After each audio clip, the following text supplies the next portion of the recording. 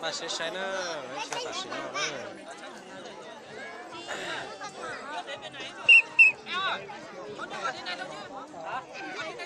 quay lại hả? cái này trong cơ lịch sai này thiệp to tuần thiệp của to rồi Mau bên đây. nó là hai cái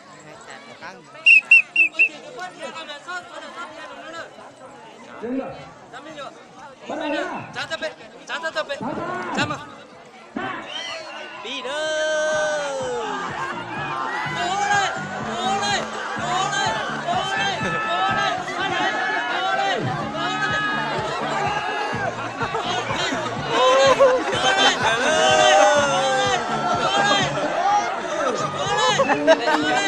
họ sẽ tiếp tiếp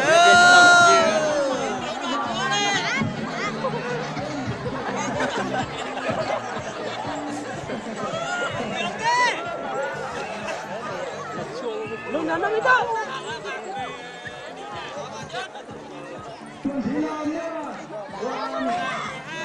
Thế là phải đâu đó để cho mình nhón đây nào chuẩn gì đó sẽ chuẩn gì của nó Chị phụ. Chị chị phụ.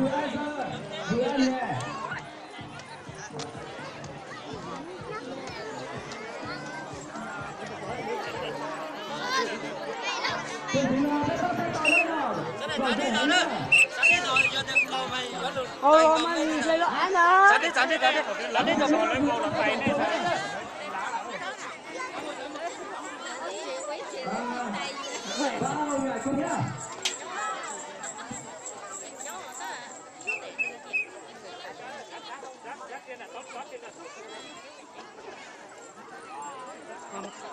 Tôi sao được cho nó chẳng có con. Ở chợ thì là vì nó còn nó còn mà cảnh giác hỏi cả cái gì còn nó còn cái là thua. Chợ thì cũng không gì còn cả đấy thua. Cái này không được đâu. Trái đây một bên. Cho mình nhựa trái đây một bên mà. Chấm mà. Bây giờ tôi thì Cái lần sau nó ta chỉ biết bỏ mà.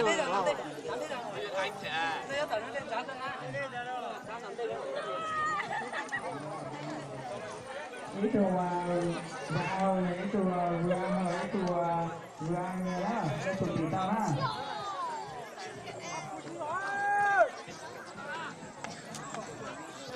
tụi gì đó bây giờ Ông ơi ông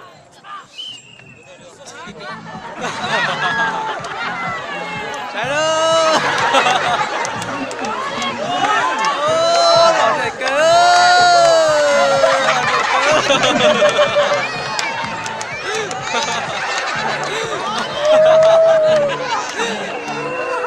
đừng có tơ cho đấy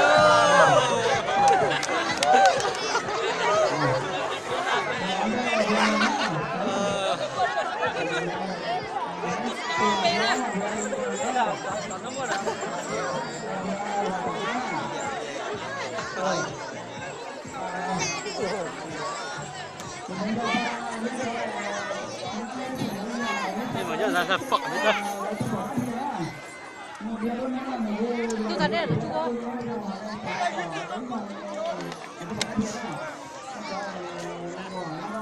nó đắt cao su chỉ còn nó còn nè trứng phần nhện ló nè Mẹ gì à? Nó chỉ con à. Sao là tôi bây giờ tú trả lời bên đây nè cái trả lời theo lo chứ còn lên này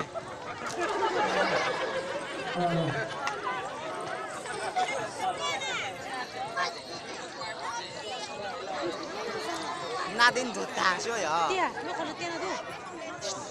Nó cái đâm bên nào, coi mẹ bên nào, ao bên nào. Cho kìa.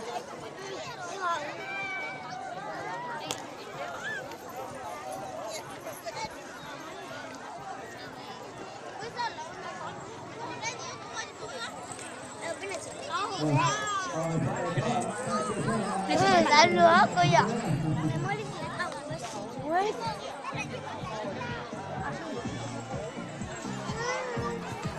Alo, tại vì thật là nó đã chỉ biết nó sân khấu là với là vừa trong cái tụiนี้ตรงนี้tinh trang có nè đặt tiền nè một nhóm hậu sai nhóm chúng hậu trả can đồ đừng có bây giờ lần nhẹ với thà sân khấu nào nữa thì trong ngôn là nè đối chi là để trả bây giờ thì kiếm nào có chơi chủng này cái nhỏ đấy năm mươi tuổi từ chúng nó lựa chọn nó mà hàng cái đấy nó nhau cho chú à lớn sân khấu à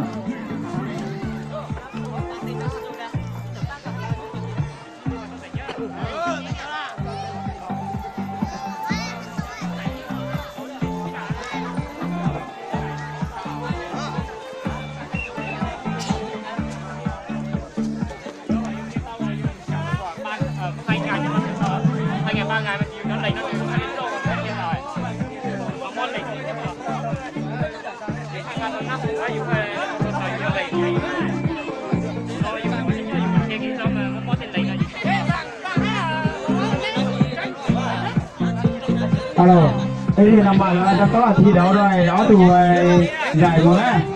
Bây giờ ý là đã có thi đấu ý lử thế nè. Thế là ba sẽ thấy đó. Cho mình nhỏ nhớ tỏ nên là đây sáng tới như thế rồi là tí thì khác không này. Là có đến rồi nè, là đi khoảng khác thế nè.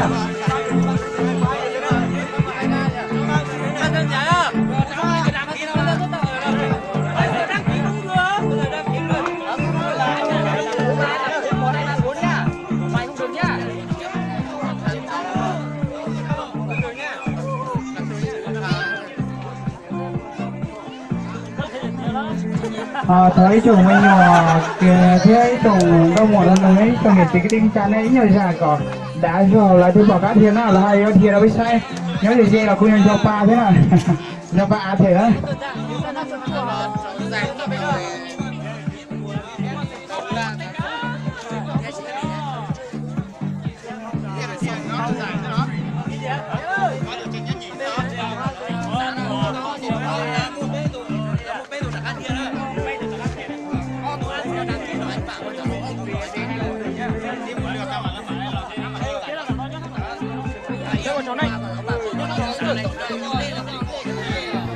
Hello, của ta là chỗ ấy tú là thiên hạ là cô lọ thì tập thi nào mà cô thì chỗ đấy sẽ thi ý lử nó mà bên này chỗ lử rõ ấy thì rõ ta lử trước thì là lọ thì tập thi thế rồi rồi nó mà lại thì nó thi rồi nó ta để chọn chỗ rõ ấy thì nó thi dài đó.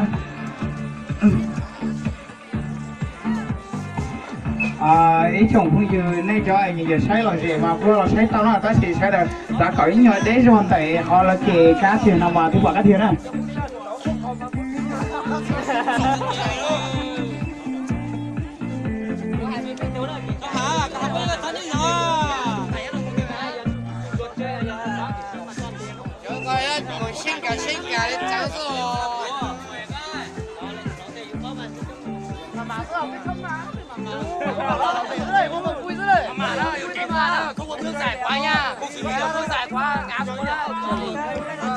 Alo, thả xí nó bí ba tao nữa ở xếp của tao bí ba của nó ở đây chó nè cho chủ ta nhất là con á bí ba đó chuẩn bị nhé ba đó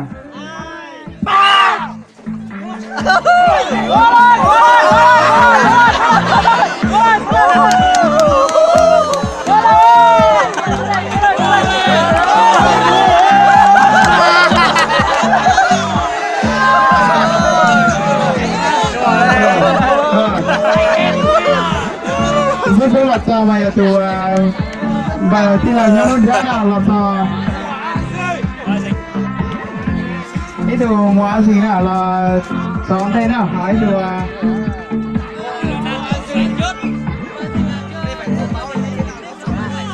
trên này đây thế là không tính đâu bao nó sách không tính đâu đó thì nó do là cho lúc đầu tiên là thì lúc năm tuổi là cô chỉ dùng xe đó mà chế bây giờ là sao lại cho nó này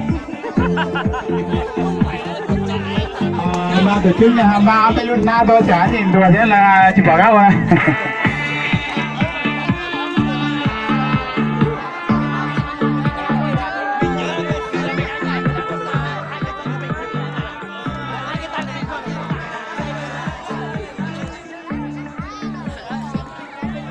thao nên phía đừng có đổ một tay ra nhé này, thì là từ chui sát tề mà phạt quy đó. Phải ó sát tề tố na thế này ý đó, tiền từ chói sát tề mà phạt quy thua chứ.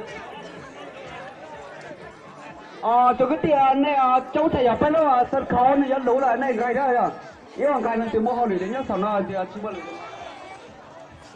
Alo, ý chồng cứ tin anh cha đây xem để cái hào đấy nhở.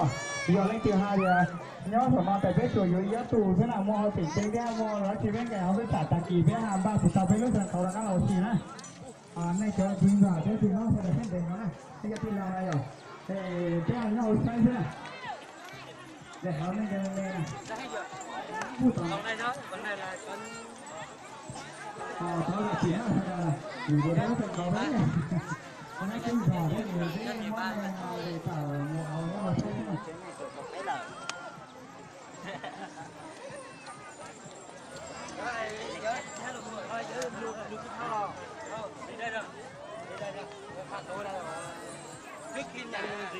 nên phải để ý này, đây, tay phải nó gật. Cái hạt thịt này nó đuôi đỏ nó làm thế mà. Đến đây cho ông xuống quá không phải lại. Xuống quá không phải lại. Nó sánh đồ này. Ta giờ đi xài rồi, giờ xài cho mình lên cho chúng ta.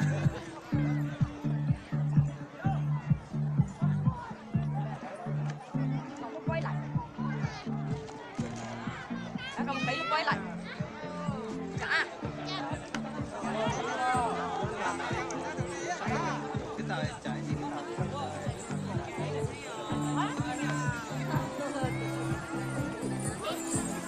Là đồng sai hả?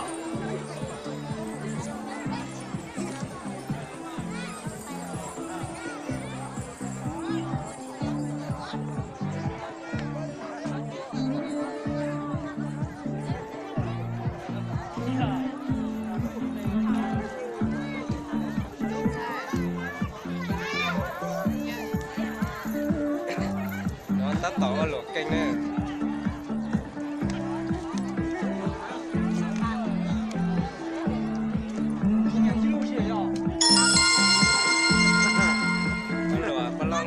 Đồ nó thế này. Đấy, có lại à. Ô, chị bỏ đi luôn, chị muốn chế luôn. Yo no. Có tao hào thế nó chỉ tao.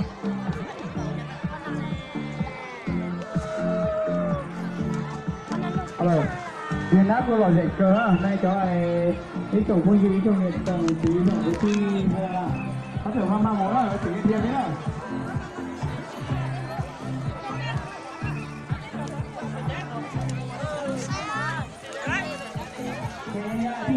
Bây giờ không thì nó là đầu tiên còn em gái này con cá có đất sổ con cá này có thể kể tuổi có sang năm tuổi thì một có khó thì một thể chọc lại năm thì á. Thành phố Bạch nhá. Chú vào trong tay nó hơi hay lắm. Thì mà đi tao vào tí một tắt rồi cho cái mà đỡ lo nó cho chú ba đó. Chơi mình đi ba sao? Mình có món Bây giờ mà mày chỉ dùng 2 món á mà nêu rồi thì không á. cái này Con nhớ về. Con nhớ rồi. Chuẩn bị sao đó, nó chơi nó nào. Cho mình nhận đá đó bên đây.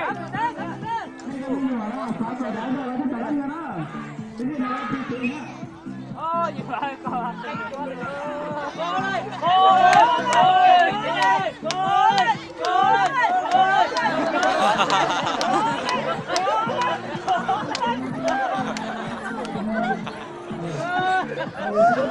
rồi sai cỡ.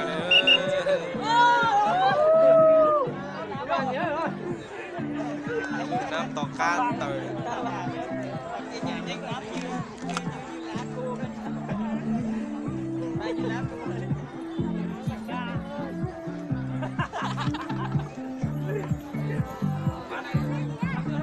Có bảo với nhau đưa đó là rẻ hành á, rất là rẻ hành á.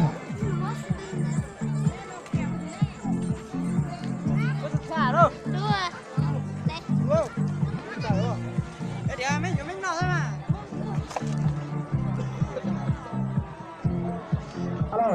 giờ chị đã đi lên đấu dưới nè tham đồng chị làm đồng đó là chế đồ giải nhất gì đó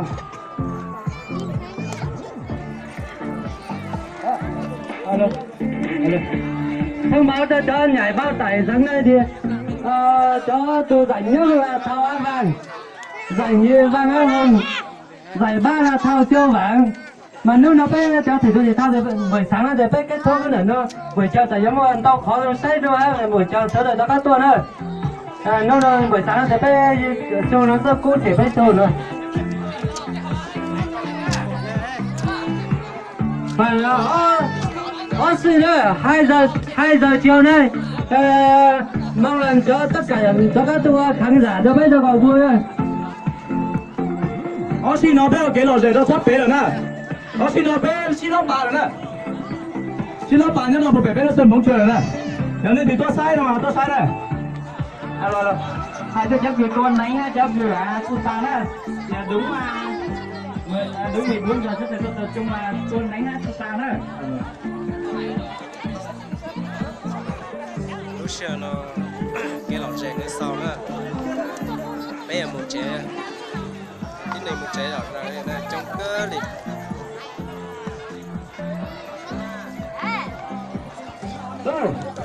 lên bán đầu thế cái cảnh cả nhớ phải biết lúc bên bóng chuyền á